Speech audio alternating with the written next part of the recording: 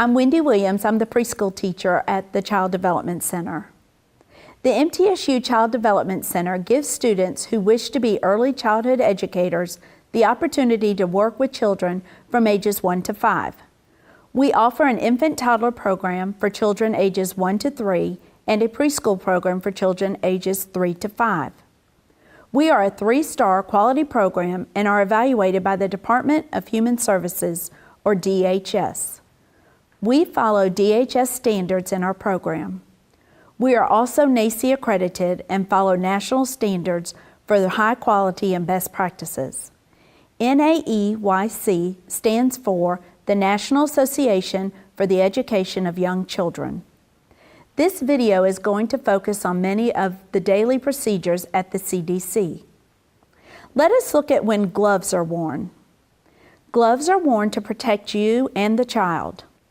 You should wear gloves during diapering, toileting, bathroom help, wiping nose, preparing and serving snack, giving first aid, cleaning up blood spills. Hand washing is a big part of any healthy classroom. We wash hands after touching mouth and or nose, after messy play, after water play, before eating, after eating, when first entering the room, and when coming in from outside play. Diapering is a natural activity in the infant-toddler room. Note, we do not have the facility to change diapers in the preschool room. When you diaper, there is a process to follow. First, let the child you will diaper know in a few minutes it is his or her turn to be diapered. This lets the child mentally get ready to have their play interrupted. Then, you must get your diapering materials organized. Assemble supplies within reach. Cover entire changing surface with butcher paper obtained from the office earlier. Then you must hang recycled grocery bag on screen to hold soiled supplies. Put on gloves. Place child on the paper-covered changing table. Never leave a child unattended. Always keep one hand on the child while changing. This is why we put gloves on before putting the child on the table. Remove the diaper or pull up. Be gentle in your movements. Talk to the child while you go through the process. Unfasten the diaper and leave the soiled diaper under the child. Lift the child's legs and use disposable wipes to clean creases, genitals, and bottom. Wipe front to back using a clean wipe each time you wipe. Place used wipes in dirty diaper. Remove soiled diaper. Place soiled diaper with wipes inside the grocery bag. Remove gloves using the proper technique and place with the other soiled items. Clean your hands with a wipe and the child's with another clean wipe. Place wipes with the other soiled materials. Put on clean diaper. Dress the child. Change clothing if wet or soiled. Wash the child's hands with soap and water. Put child safely in supervised area to return to play. Wash your hands. Clean and sanitize the changing surface. Roll the dirty paper liner with diaper inside and place all materials in a plastic bag. Tie bag. Throw away in a hands-free plastic-lined container. If the diaper contains solid matter, it must be taken outside to the dumpster. Clean the table using sanitizing procedure. First, spray area with soapy water. Scrub clean with disposable paper towel. Spray table with a fine mist of bleach solution. Let it sit for 20 seconds to 2 minutes. Wipe it clean and throw the towel away. Wash your hands. To transition children to diapering, give children a 5-minute warning when their diapering time approaches. An example is to say something like, Miss Melissa is going to wash her hands and then it's Johnny's turn to get a clean diaper. Return the children to play and communicate with other teachers. Johnny is ready to play in blocks. Look, Johnny, your tower is waiting for you. This lets the teacher supervising the area know that the child is back in his or her care. Soiled clothing is something that occurs often. Children have an extra set of clothing in their cubby. If children are without a change of clothing, the center has additional emergency clothing available. Soiled clothing should be placed in a plastic bag and tied closed. Place closed bag in the child's cubby to go home. Do not rinse clothing. Communicate with parents that the child has soiled their clothing and how.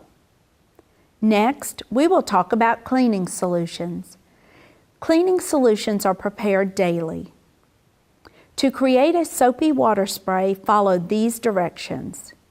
Each morning, students will make a new bottle of soapy water to be used that day.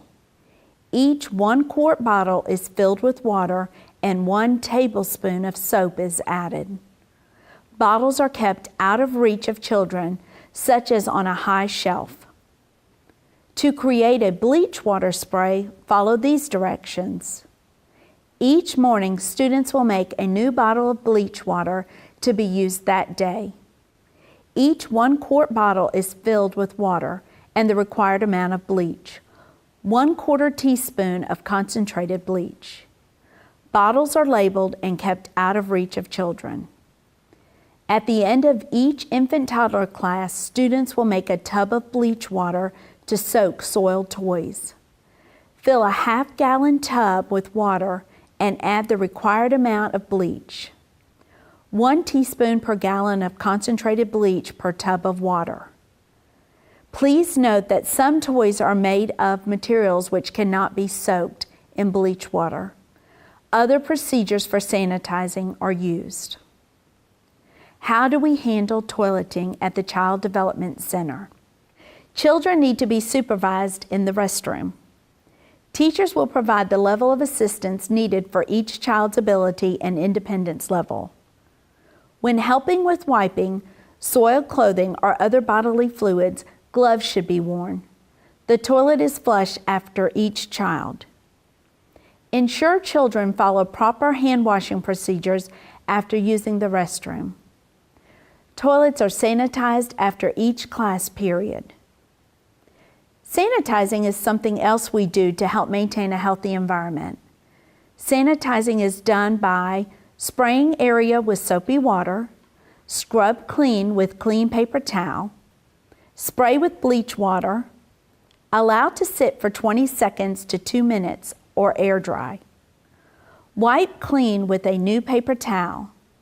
In the preschool classroom, each table is wiped down with a different clean towel. When to sanitize with a fine mist bleach spray. Sanitize the table before and after eating. The diapering station after every use. The toilet after classes. And when cleaning up bodily fluids. Other times to use bleach spray are the furniture at the end of each class period, toys that cannot be dunked. The sensory table materials are cleaned at the end of the day. When using water as your sensory material, the water is drained after each class and the sensory table is sprayed. Materials are dunked in a bleach solution. How do you clean up bodily fluids such as water, urine, etc.? First, remove all children from the area. Organize materials you will need. These are gloves, recycled grocery bag, paper towels, soap, and sanitizing solutions. Put on gloves. With one hand, use paper towels to remove as much as possible of the gross matter and place in a plastic grocery bag.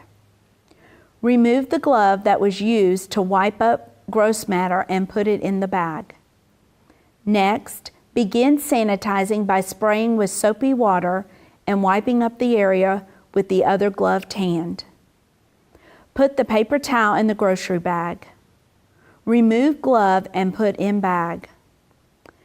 Spray bleach water on the area until it glistens. Let it sit for 20 seconds to 2 minutes. Tie the bag and dispose in a lined trash can. Some matter, such as vomit, blood, and fecal matter, will need the bag to be taken to the outside dumpster. Wash your hands. What you should know about arrival and dismissal. When signing children in or out, parents must write their first and last name. You should be able to read it. You will need to communicate with others about who is picking up the child if it is different from the usual person. Parents must write the time they are dropping off their child and picking them up. At dismissal, you must be available to speak with parents about their child's day, but direct all questions about the child's development to the master teacher. Create an atmosphere that is calm and orderly. Be sure each parent signs out. If a new person is picking up the child, then you must ask for an ID to check against the child's emergency card records. Children will only be dismissed if the person is listed in their records. Children will only be dismissed to an adult, and children will only be dismissed if there is no obvious sign of drugs or alcohol use. If there is a car seat, if the parent seems overwhelmed or distracted, you should offer to help them to their car. We often communicate with families. This is a breakdown of communication strategies our program uses. We speak daily at arrival and dismissal with parents, being warm and positive in our responses. The infant toddler program uses My Day reports, which share information about the child's mood, food intake, and diapering or toileting habits. In the comment section, we write the skill the child has accomplished that day. Please make sure all comments are positive and measurable. We use parent bulletin boards, displays, and parent information checkout materials. Parents may write comments such as a different number they can be reached at in the parent communication notebook, which is located on top of the cubbies. MTSU students are asked to tell the master teacher if any comments are written in this notebook at arrival time. We speak weekly to parents using teacher newsletters and lesson plans, as well as through director emails. We share information monthly through a director newsletter. We also have a website at www.mtsu.edu/CDC that shares information with parents about our program. Each semester, we communicate with families in a variety of ways. Here are a few: parent orientation, open house, parent conferences, website, welcome letters, meet and greet visits, and parent trainings. The CDC offers you the unique opportunity to speak and interact with parents on a regular basis and in a variety of environments. In your conversations, you should remember to do the following: be professional, be positive, be polite, refer progress-related questions to the classroom teacher. Feel confident in saying you do not know something. You are in the process of learning. Parents may ask you to babysit. Practice your kind response if you do not wish to do so. If you babysit, remember your confidentiality agreement still applies. Please remember the classroom teacher should approve any written communication that you send home first.